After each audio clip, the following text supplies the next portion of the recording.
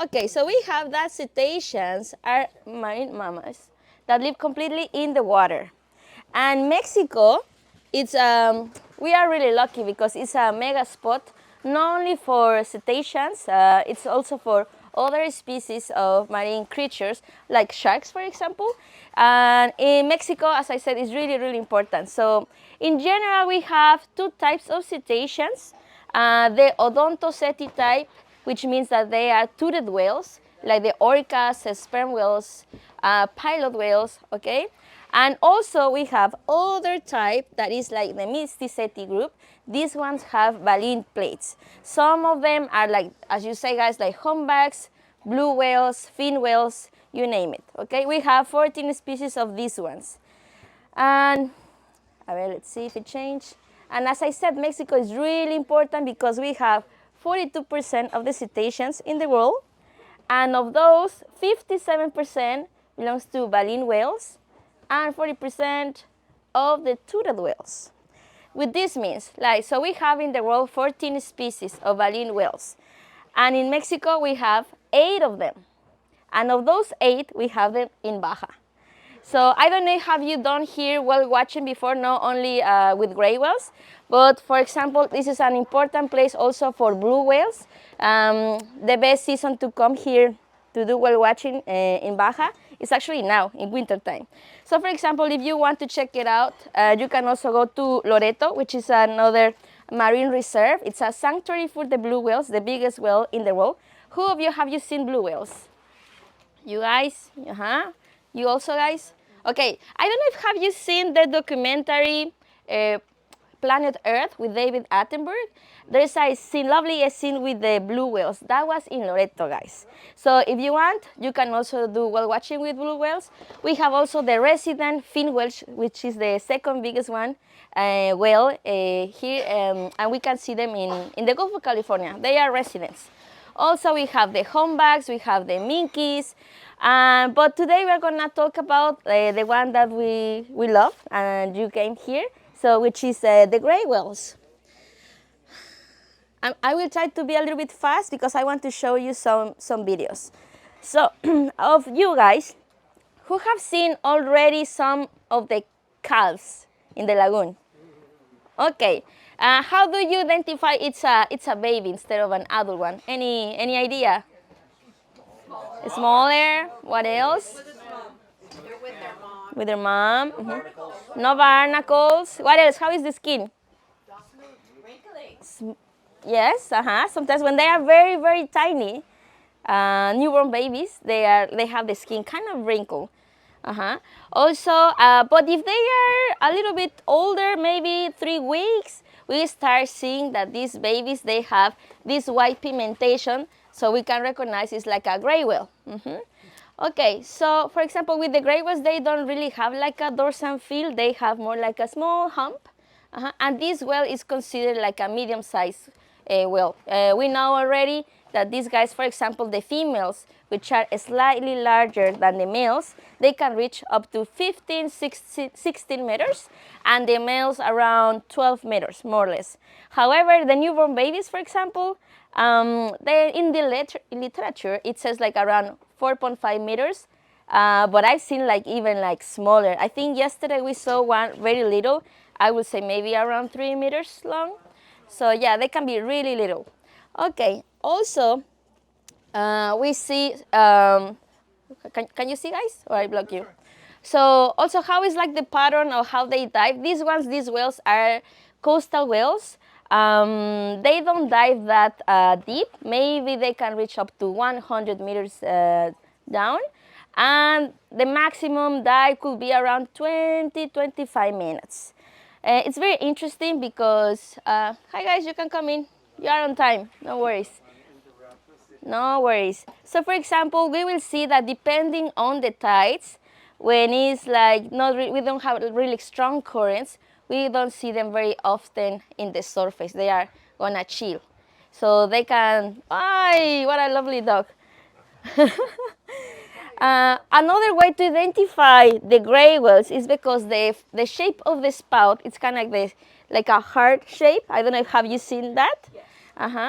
And also when here in the lagoon, especially mothers and babies, they will swim quite slow, maybe around 4 knots.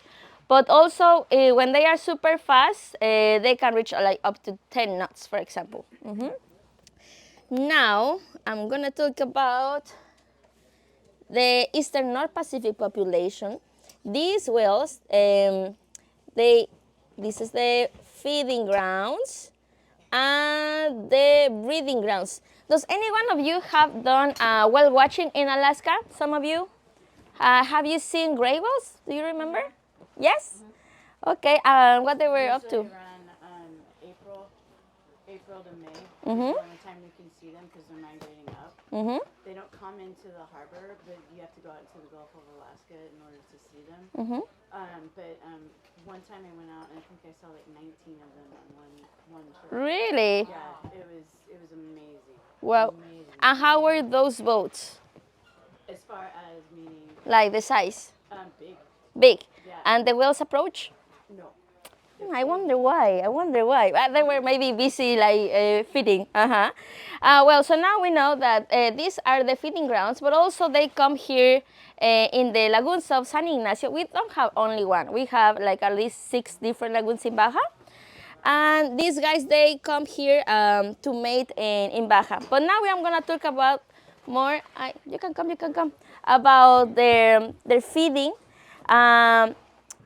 We know already that some of these whales, like basically all these whales here, they come here fasting.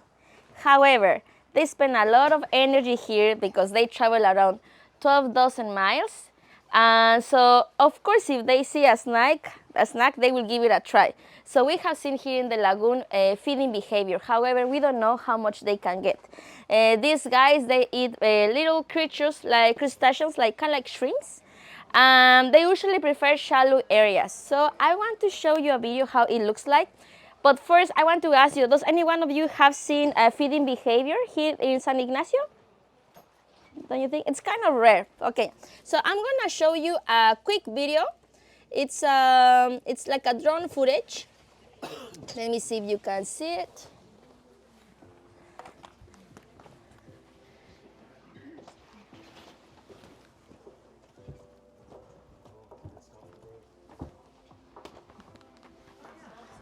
Can you see? It's quite shallow. So here in San Ignacio, we have seen this behavior almost in the entrance of the lagoon, which is quite shallow. And usually when it's high tide, that's when we see them. And if you see these guys, they are bottom feeders. They scoop the sediments and they trap all these small creatures in their baleen plates. And then they push out the sediments and the water with the tongue. Some observers, they say like they are right-handed because they have more marks or a scratch in one side than the other one, for example.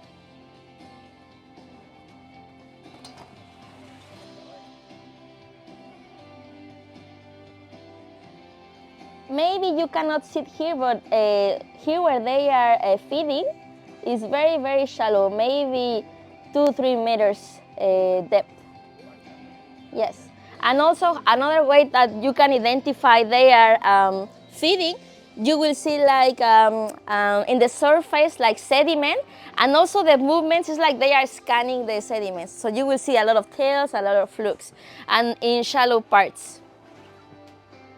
Also another thing is that in my experience, I've seen even babies doing it. We don't know exactly if they are feeding, but maybe they are just learning how to feed. Muy bien. Now I'm gonna continue with the presentation. Muy bien. Ay, no. This one. Sorry about that.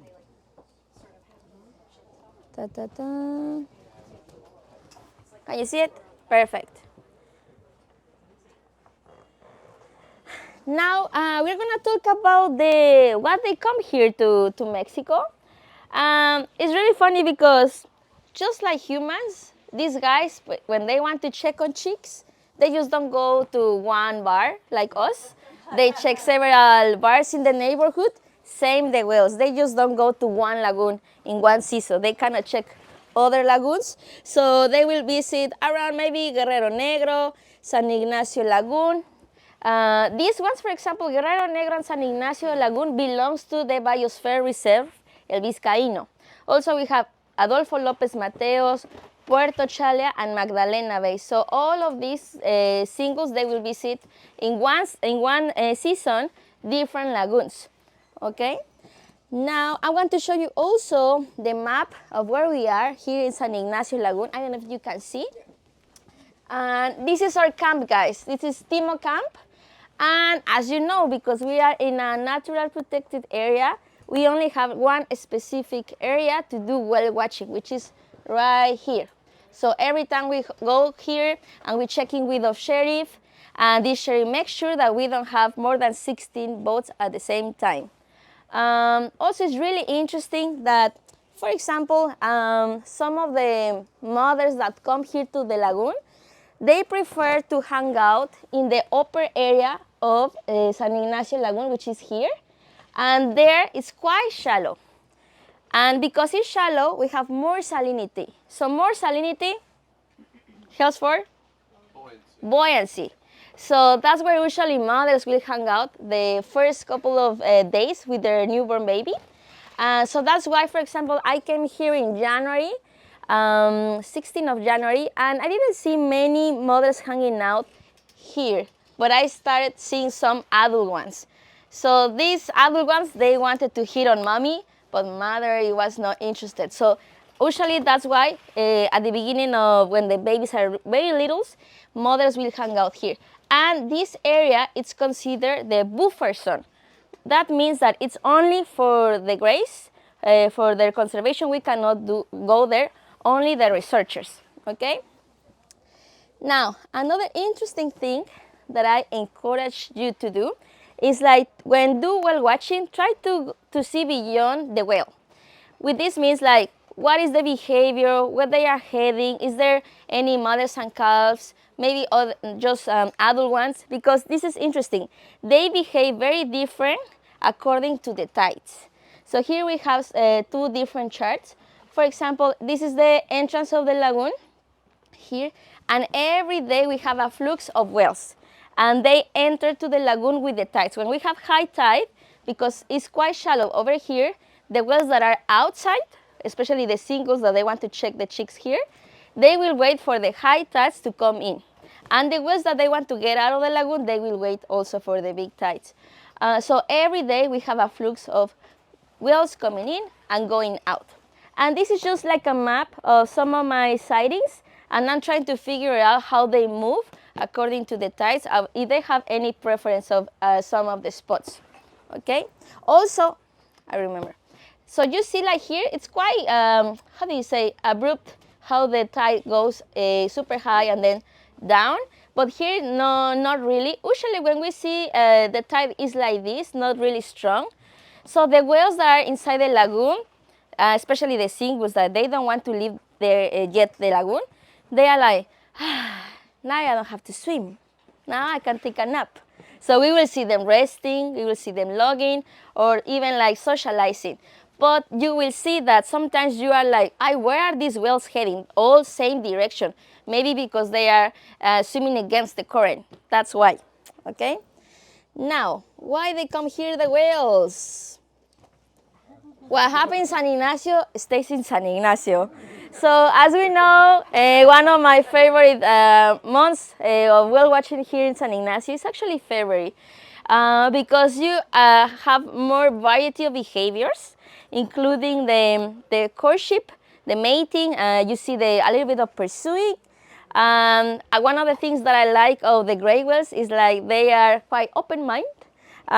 So the females can be with 6, 7 males at the same time, and the males, they can help each other, like taking turns. They are not like the humpbacks, that they are very violent between them.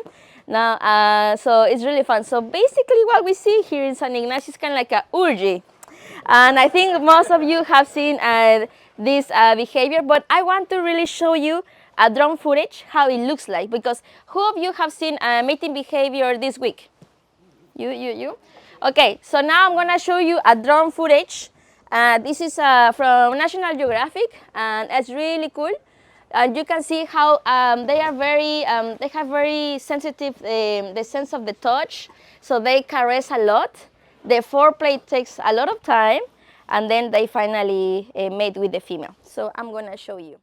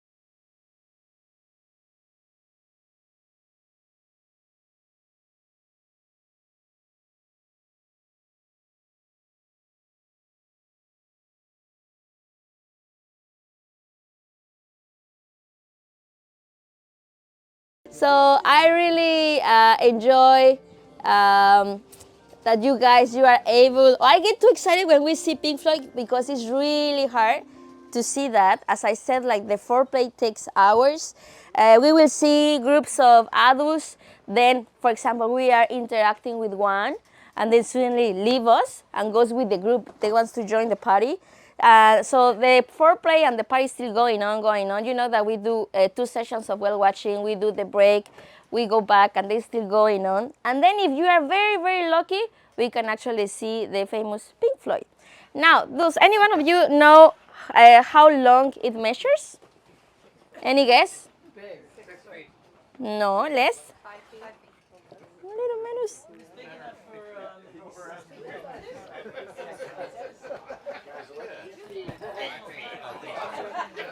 My height, 1.5 meters. Made them into bar stools, so it must be 3.5 foot or something. like my height. Yeah, but also we noticed that they have different shapes, right? So yeah. Okay, now we're gonna talk about. Let's see. Okay. Now also we have a chronology of how the whales start arriving and leaving the lagoon. So for example, the first ones to arrive are the ones that are in rush. Example, like the ones are pregnant. And some of them, they arrive even like asking captains, they have told me like this past year, they start arriving in the end of November in 2023. And some of them in December. So the first ones are the mothers. However, not all of them, they have their babies in Mexico. Some of them, they might have the baby like, I don't know, Monterey Bay, for example. And then when they come here, the baby is already quite big. Then the following are the singles.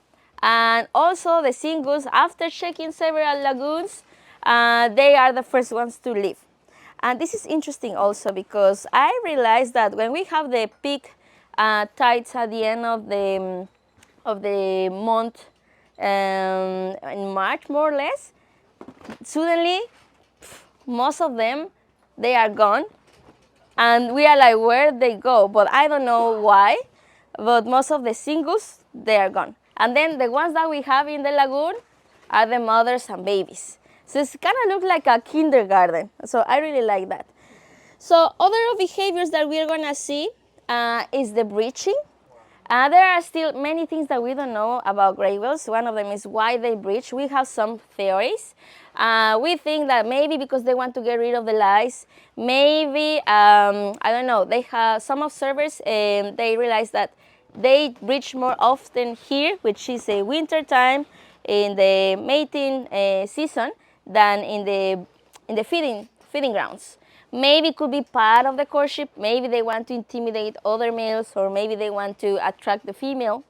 Also, maybe mothers, they feel kind of protective with their calf. Maybe they breach for that.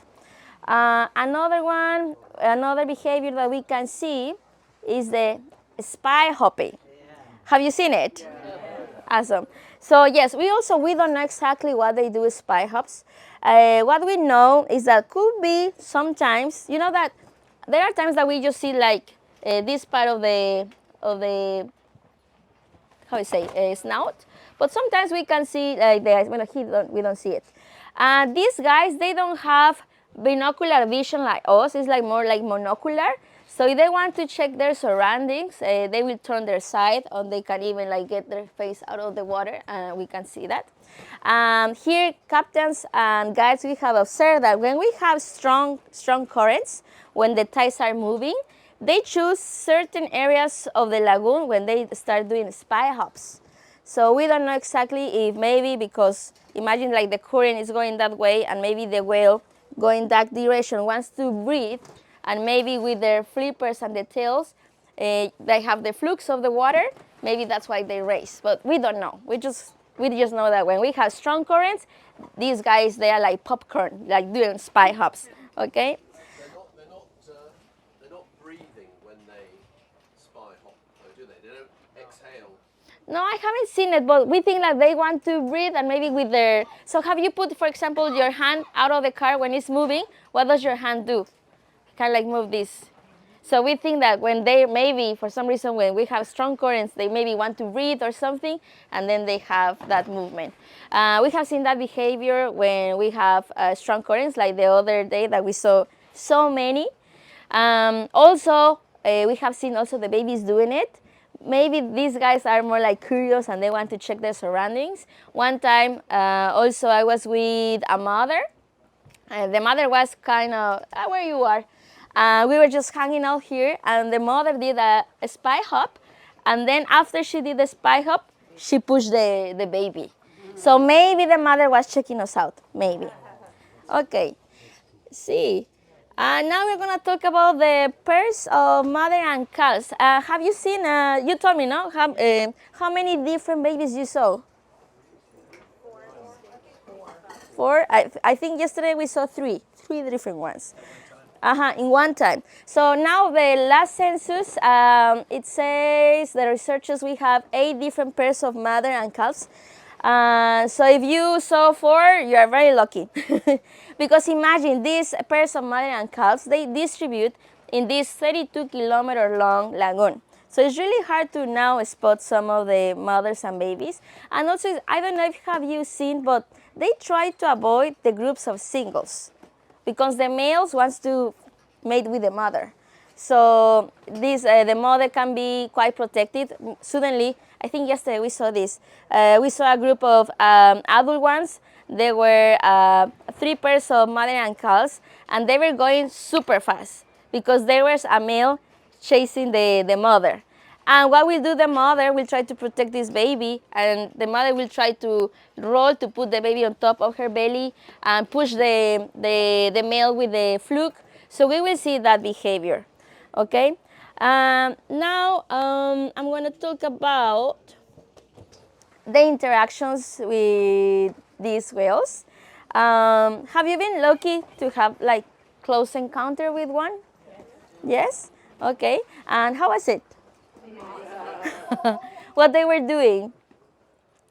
They were just going alongside of the skiff and just letting us pet them. Uh-huh. And then they would disappear and come back. And then they would blow and get us all wet. Okay. It was just fun. Okay. It was awesome. And then sideways you could see their eye. And how was like the water condition? Do you remember? It was like very choppy, very rough, or it was calm? No. Oh, okay, okay. What about you guys? Well, some of them seem to, they come up, they seem to want us. Mm-hmm. Oh, Seem to, some of them whales. oh, Well, okay. Some of them were seeming to want us. Okay. Trying Well, to make contact with us. It was obvious. okay. What we have seen here, captains and guides, is like so these whales are wild. So we don't know exactly what they are approaching the boats and what they engage. We have some theories. Remember that these guys, they have really developed the sense of the touch. And they have lice, they have barnacles. So I've seen like the whales basically going under the boat and scratch. And that's when maybe one individual of us, we say like, oh, it's the whale here, so we pay them. And then you feel this, and you're like, oh, this feels nice. Maybe someday we'll stick with our boats, but maybe not, right? Like we have yesterday one that when you interacted with one and what the whale did as soon as you touch it. So these whales, they have different personalities. We have some that are introverts, some that are extroverts. I consider myself an extrovert person, but not all the times I feel social. Same with the whales. So as you see, these whales, they are feeding here. They are also like mating. The mothers feel sometimes like quite protective with their babies. And also sometimes they are like taking naps. So in case they interact with the whales, we interact with the whales, it's always under their terms. We are not gonna force interactions. And if you realize, like for example, this week that I've been with you guys, we were not moving. So the whales approach us. How I know it's like a, I wouldn't say friendly, I would say curious whale, is when the whale approach genuinely our boat and they engage with the boat. We are not forcing interaction. That's why we know it's a whale that it's kind of curious. And also one of the things that I love here of San Ignacio is that the drivers, they have been doing whale watching since 50 years ago. And I'm really honored to work with some of them, of these captains that they have like over 30 years of experience. And one of the things that I love is that these guys, they don't only drive the boat. They know their waters and they also know the behavior of the whales. So they know that, oh, we are not gonna approach that close to that whale because it's with their baby or the baby is too little.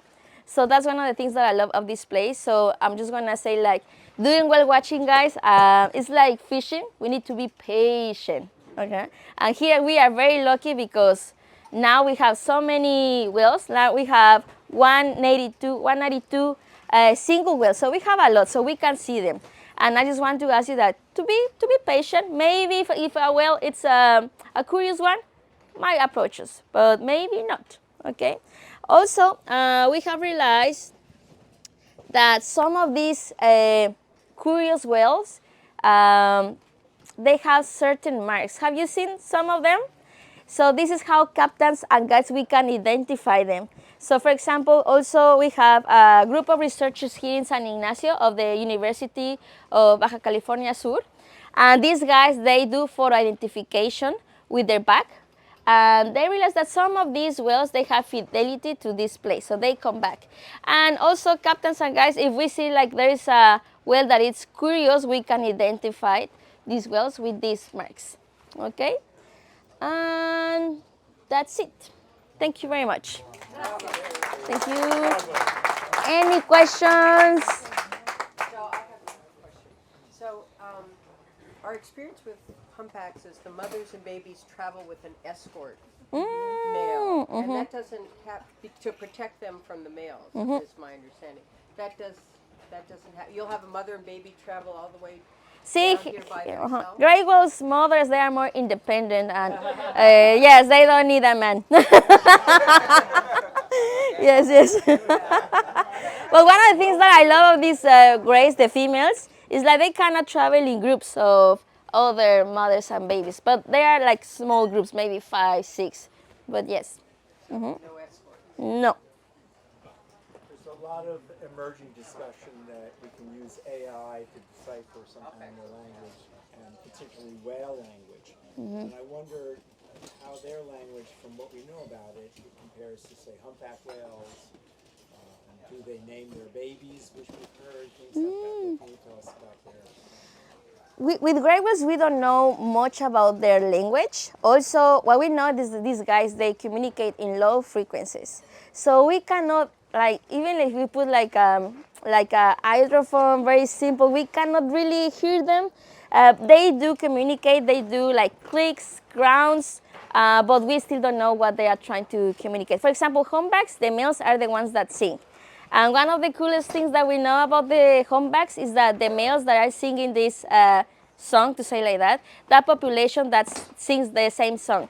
But the new generations, they start like changing slightly the song, and then after 10 years, it's a different completely song, to say like that.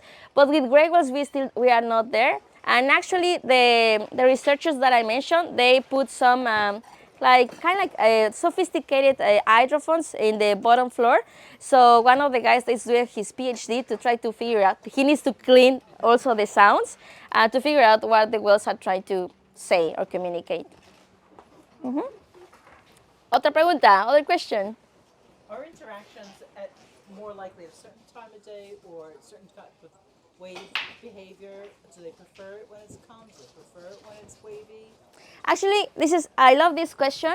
We don't know exactly why, and that's one of the reasons why when the times that I go out, I try to have like, how do you say, like a note, some notes, the map that I show you. So every time that I see a whale interaction, I put the how you say, the site, the time, how is the tide, is it a mother, a baby, there's the smells. So because I will try to figure out at the end of the season how is that they are moving, how we see them more active. So far, I can tell you of my observations that when we have strong currents, they will be focused on navigating. But when it's not that strong, they can chill, they can take naps, they can socialize between them. Or maybe we are very lucky, maybe one will pass really close from us. That's what I've seen. Guys, also, I forgot. When I completely forgot. At the end of the season, most of the time we will see only pairs of mother and babies. And it's really cool. One of my favorite things to see is that when these babies are almost with the flipper outside the lagoon and getting ready to leave the lagoon, and they play with the waves. They are like basically surfing. But guess who are waiting for them?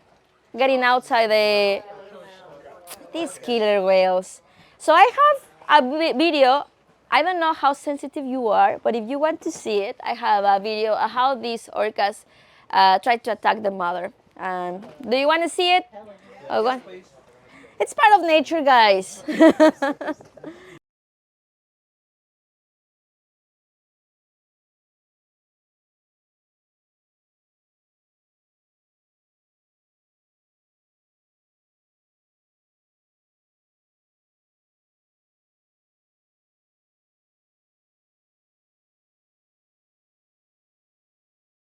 So they will attack in groups or 5, 6 orcas.